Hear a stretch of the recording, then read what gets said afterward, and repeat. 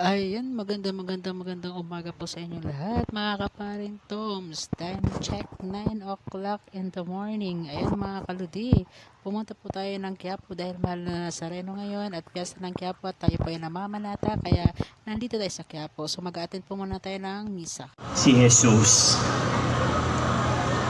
Marahil po ay kilala ninyo si Mother Teresa of Calcutta.